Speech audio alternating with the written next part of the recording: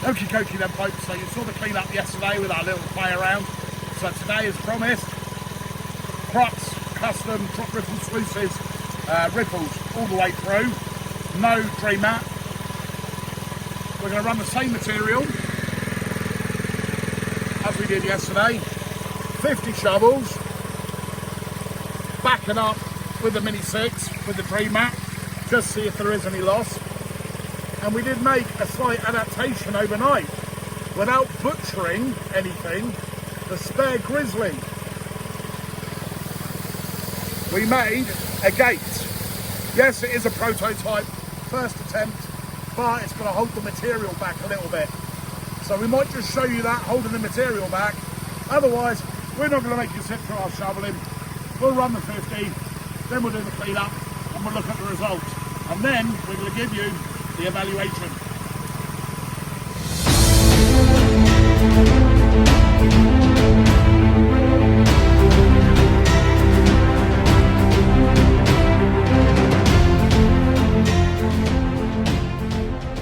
Okay, so here we go, just showing you that gate.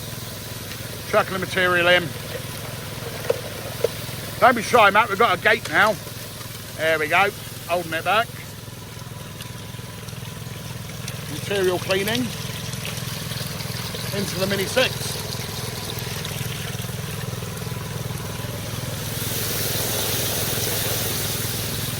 So yeah, it kept all the material back. And it's a lot cleaner. As we said, this is only a prototype. Just us playing around. I did actually have a message from Carl this morning, and he has got a prototype he's playing with at the moment, and he might be sending one up for us to test. But we'll put the 50 through today, we'll have a look, and we'll have a look at that clean out. Yeah! Okay then. So that's 50 shovels done. We're going to clean out the Mini 6 into the blue. We're going to clean out the Crux tan into the grey tan. You see where my brain's trying to go there. We'll clean them out separately. We've also decided the tailings, the oversized tailings, we're going to classify, wet classify them down 1/4 inch. We'll check the oversize, and then we'll pan that off as well, see if there's any loss from the tailings. I don't think there will be. After that gate, it held the material up nicer. Yes, it's slower procedure, but you're able to clean it. And then I suppose you don't need it if you don't want it. So, yes, I like the gate. Good invention. Let's get cleaning up. Yeah, I know you're rolling. I'm just chilling out. Anyway, so we will pan off the Mini 6 with Dream Mat. That was the backup catch. We will pan that one first. Then we will do the Crux drop ripple matting, which was in the actual Crux unit itself. Then we're going to do the oversize that came off the back. Bearing in mind we have our new little gate chute that we made this morning, prototype. Carl's already spoken to me. He has an official prototype that he's thinking about sending out, and then I'll give it a try, because I did say about, but we'll talk about that in a minute, because that's part of the review. So we're going to do this bit first. You know me, a bit of craziness, why not? Teddy's stupid. Whee! All done? All done? That's done. That's how buckets get broken, Matt. Don't do that, Teddy. What? What, me? Was not me. You're lying. Do you have evidence? Can you prove it on video? Ow. Wasn't me. Wasn't me.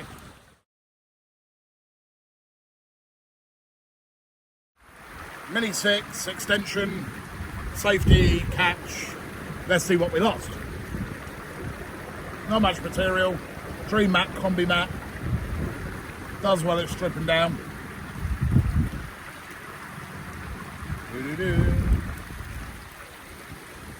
And we'll have a look.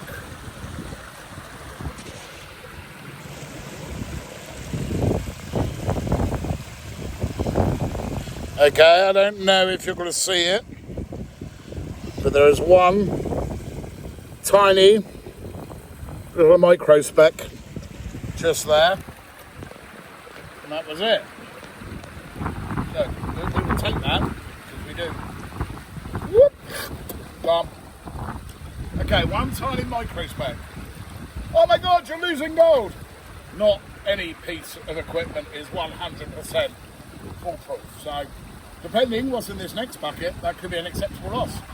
And have a look. Where is it? Here it is. Some more material in this, which means the other one was obviously capturing everything. When I was planning this, I was going to cut the camera. It looks like we're just going for it. We're just going for it. So, I guess that's what we're going to do. Clean bucket.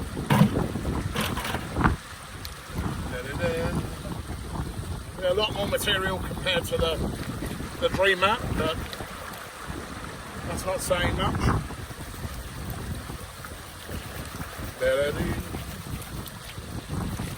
Stretch back, stretch back, stretch back.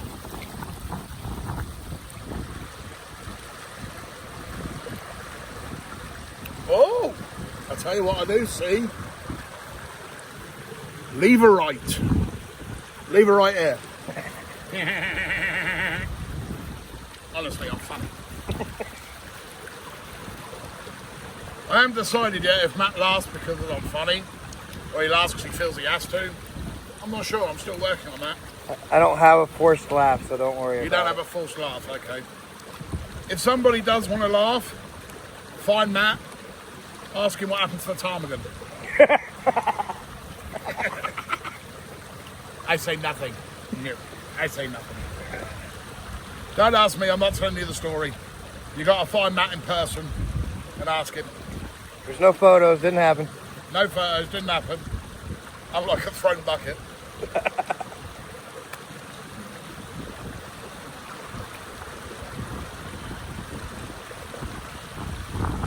Oh, we're getting down to the nitty-gritty. There was a little overcast yesterday. Today, it's been quite sunny. It's been quite nice. We've got some guests up at the top, high banking, whilst I was doing this. And then we've got another group over at Deadwood playing around. And I believe Nick's up there playing with the other Crux unit. And he's giving me an honest review later on.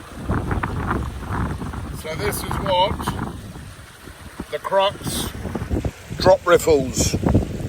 I see colour on the left hand side.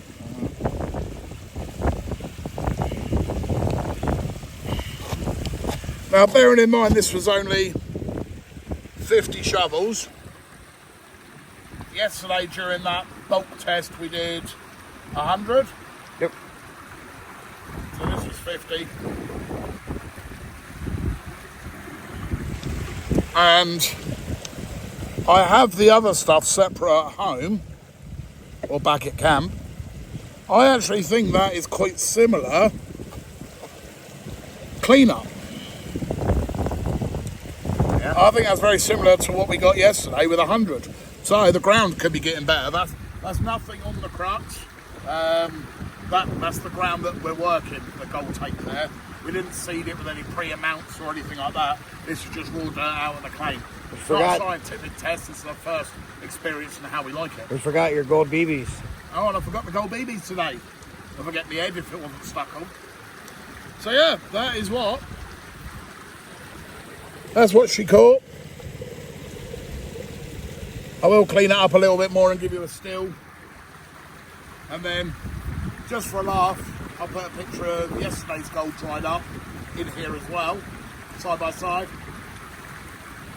Just so you can see what we got, that's all it is, just playing around.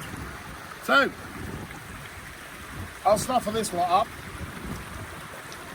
and then I'm going to pan off the oversized tailings. I'm not going to film that, there's a lot there, it's going to take me a little while. So I'll pan that lot off, and then come back, and we'll see what there was in the oversized coming off. I'm hoping there's not much in there, because of the new gate. But we'll show you that, and then we'll do our review for up to now. Yeah. So that's, oh, sorry. So, that's the oversized. There was three full pans of oversized material. So this is what came off the back end of the banker. I know we didn't do this test, the back end test, on the other video.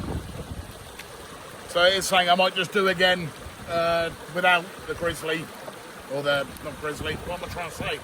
The gate. The gate, the shutter, the stop, whatever you want to call it. Yeah, I might do it again just for amusement's sake.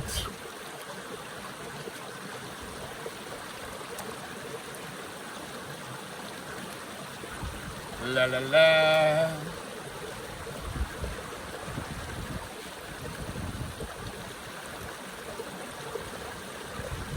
La la la.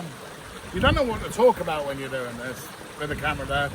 That's why I don't like filming me pannings. It just seems really boring. I don't know how many of you like it, how many of you don't like it.